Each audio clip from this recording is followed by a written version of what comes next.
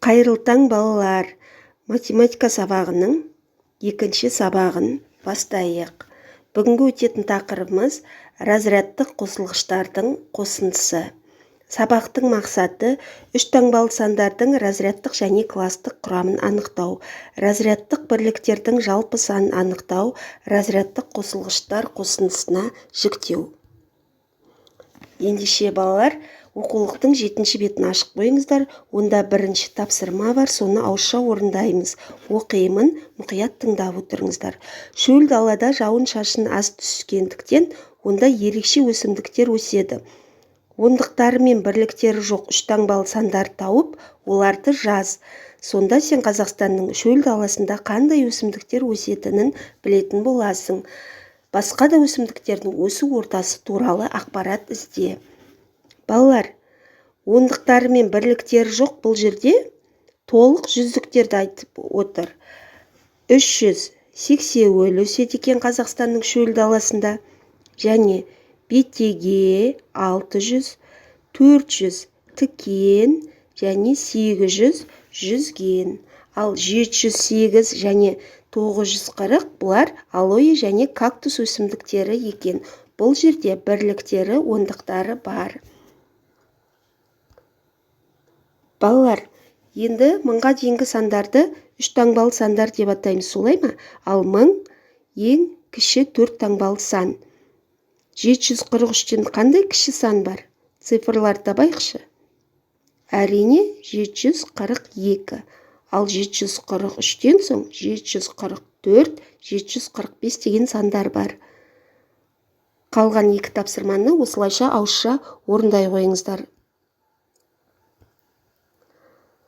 Балалар, кез келген көп таңбалы санның разрядтық орны болады.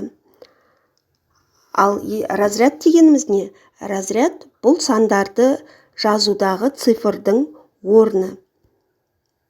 Ол ондық, жүздік және бірлік разрядтарға бөлінеді үш таңбалы сандар.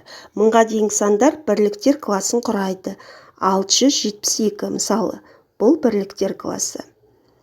Бұл жердегі жүздігі 6, ондығы 7, 2 бірлігі. Үш таңбалы сан үшінші, екінші және бірінші разрядтардан құралады. Бірінші разрядты бірлік деп айтамыз, екінші разрядты ондық, үшінші разрядты жүздік деп айтамыз. 635. Бірлік разряд дегеніміз кез келген санмен аяқталатын ең кіші разряд. 5 цифры бұл 5 бірлік дегенді білдіреді. Көрдіңіздер ме? 555 дегенде жасылмен тұрған бұл бірлігі. Ондықтар разряды бірлік разрядтың алдындағы тұрған сан. Бұл жердегі 5 ондығы. Ал жүздігі не? Бұл ондықтар разрядының алдында тұрған сан. Балалар, үш таңбалы сандарды қосуды қараңыздаршы. 600 қосу 30 қосу 5 бұл разрядтық қосылғыштардың қосындысы деп аталады. Бұл түрдегі жазуды. Разрядтық қосылғыштардың қосындысы түрінде жазып үйренейік. Мысалы 563 дегенді 500 қосу 60 қосу 3 дейміз, немесе 500-дік 6 ондық және 3 бірліктің қосындысы. 981 дегеніміз 900 және 80 және 1 сандарының қосындысы. Ал 981 дегенді жазбаша жазатын болсақ, 900-дік 8 ондық 1 бірліктің қосындысы. Балалар, аз ғана сергіп алайық, одан соң жазбаша тапсырмалар орындайтын боламыз. Атасы 20 балық, ал немересі 10 балық ұстады. Атасы қанша есе көп балық ұстады? Бір санның екінші саннан қанша көп артық екенін білу үшін үлкен санды кіші санға бөлеміз, яғни 20-ны 10-ға бөлсек 2. Атасы 2 есе көп балық ұстаған екен. Ауылда 3 мектеп, ал қалада одан 10 есе көп мектеп бар. Қалада қанша мектеп бар? Есе көп, есе деген сөз болса, біз көбейтеміз, бөлеміз. Бұл жерде есе көп, көбейтеміз. Яғни 3-ті 10-ға көбейтеміз, 30. Қалада 30 мектеп бар екен. Ұшақтың жылдамдығы 800 км сағатына, ал автокөліктің жылдамдығы одан 10 есе кем. автокөліктің жылдамдығы қандай? Қалай ойлайсыздар балалар? Бір заттың екінші заттан қанша, бір санның екінші саннан қанша есе кем екенін білу үшін де біз үлкен санды кіші санға бөлеміз. Яғни бұл жерде 800-ді 10-ға бөлгенде 80 шығады.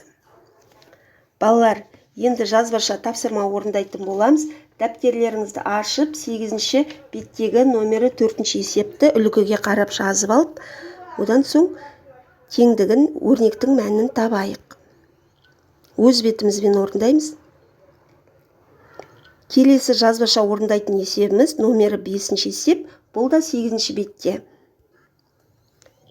354 дегенді разрядтық қосылғыштардың қосындысы түрінде көрсетеді. 300 қосу 50 қосу 4.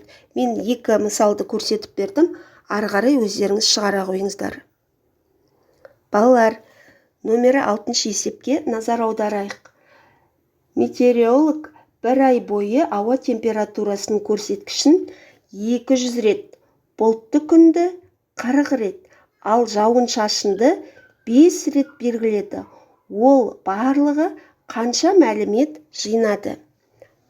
Балалар, метеорология деген жер атмосферасы және ондағы болатын құбылыстар туралы ғылым. Ауа райын зерттейді. Яғни, ауа райын өлшеу үшін 200 рет, бұлтты күнді 40 рет, жауын шашынды 5 рет белгілесе, барлығы қанша рет белгілепті балалар? Не істейміз? Бұл жерде қандай амалы орындаймыз? Жақсы, өз бетіңізбен орындап болған болсаңыздар, кей сандарды разрядтық қосылғыштарға жіктеуді үйренейік. Мысалы, 640. Бұл жерде 600 және 40 бірлігі көрсетілмеген. Көрдіңіздер ме? 707. Бұл жерде ондығы көрсетілмеген. Яғни 700 қосу 7 түрінде жазамыз. Балалар, бүгінгі сабақ ұнады ма сіздерге? Ендеше дәптерімізге өзімізді бағалайық. Бүгінгі сабаққа қалай қатыстыңыздар? Сабақ түсінікті болды ма? Әлде сұрақтарыңыз бар ма? Сабағымыз аяқталды. Сау болыңыздар.